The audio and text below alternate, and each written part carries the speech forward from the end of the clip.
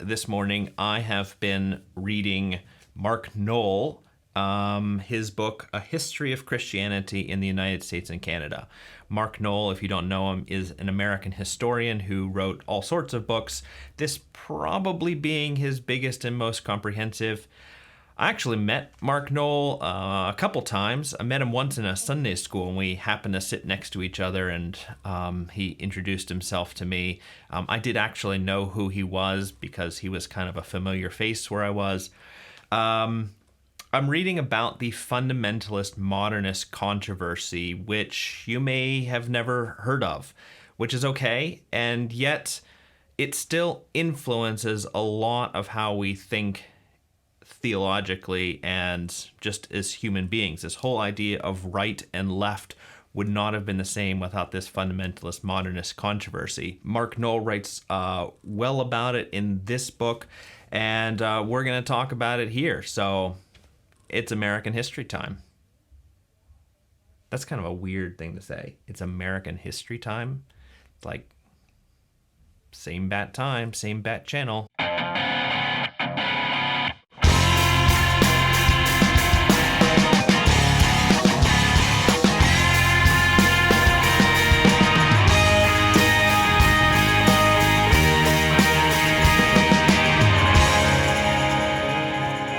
Hey everybody, welcome to the Sanctus Forum. I am Michael Stewart Robb, better known as Mike, and this is Conspiracy Commentaries.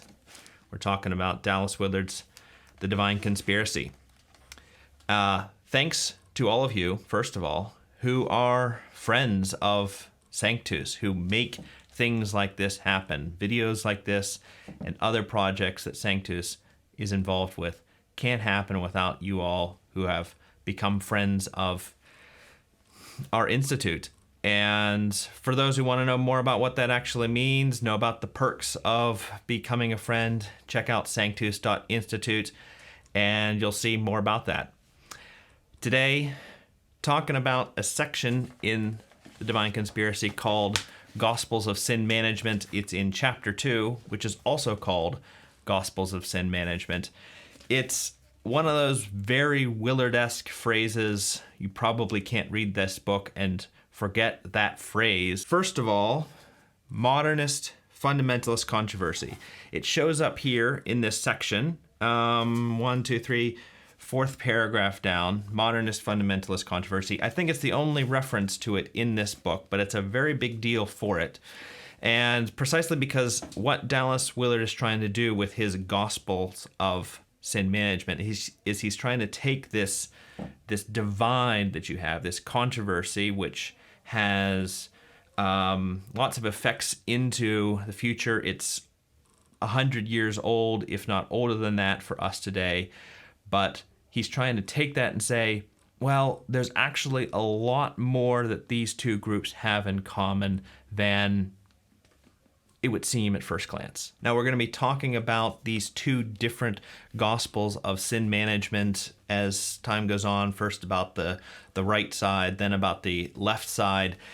But I want to point out here, because this is kind of an American thing, I want to point out one aspect that's a difference between Europe and America. And that difference is that with World War I and World War II happening mainly in Europe, this was a cause of great despair about European civilization for Europeans. And of course, Americans were concerned, and they did lead them to question things. But that same despair about civilization didn't really enter into the American spirit. Americans still had a lot of hope for their country. And that hope was expressed primarily in the form of revolutions and what revolutions could produce. Good things, obviously.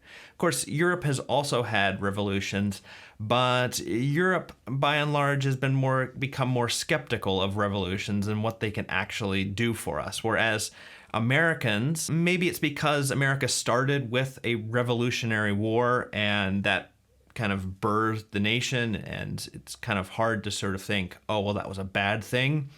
But Americans have tended to be very positive on what revolutions can accomplish and think, well, obviously the answer for our future is yet another revolution. Now, when you think about modernists and fundamentalists, the left and the right, and you think about that emerging in the sort of early parts of the 20th century, I think it's important to think about these as two revolutionary parties, two groups that really were trying to take over the positions of influence within society. Now, whether that's in church, where a lot of this was actually worked out, or in maybe more associations, things like media, newspapers, or in schools, or more higher up things such as politics. Both sides are trying to have a kind of revolution for their particular ideas and views that sort of gets the upper hand in these positions of power. One of the unfortunate words that gets used in this sort of left-right thing is conservative, and it's usually used for the right.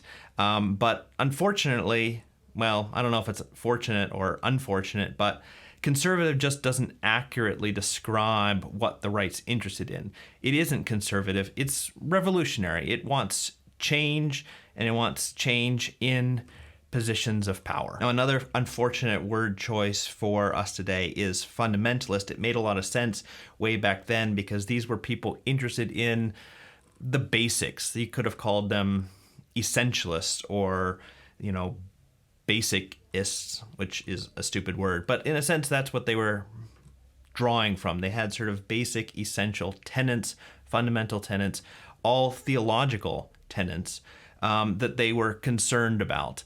Now, today, fundamentalist more means that you're a jerk and maybe have a very small mind or something like that. And that's certainly a slight on those early fundamentalists.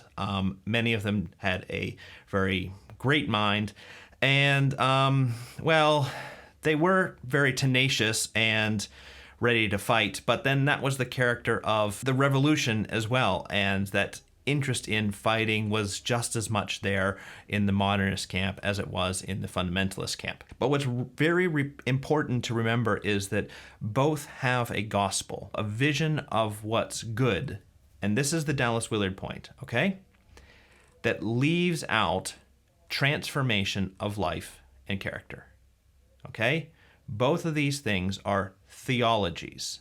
Fundamentalist theology, modernist theology. They probably go by different names today. In fact, they most certainly do. But they're both theologies. They're ideas, a vision of the good, and both theologies leave out transformation of character and transformation of life. So let's take an example. With respect to the gospel on the left, it's focused, says Dallas, on eradication of structural evils, of social sins, let's say. It wants to sort of neutralize these things.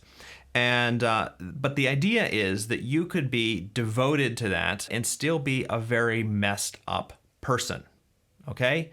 That gospel, that theology of what's good has nothing to do with who you are and the sort of life that you are leading from day to day and how you interact with the people around you and how you interact with yourself. You can be very, very messed up and still be at that protest. And what Dallas Willard is saying is that this is a matter about how the left thinks. It's also a matter about how the right thinks. It's a theology.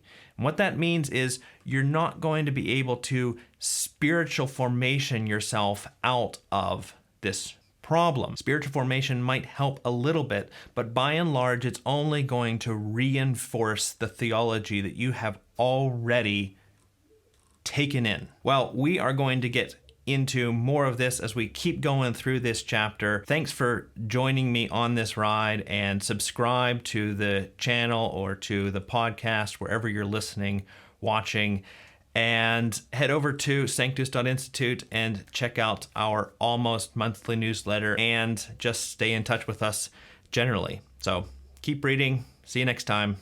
Bye.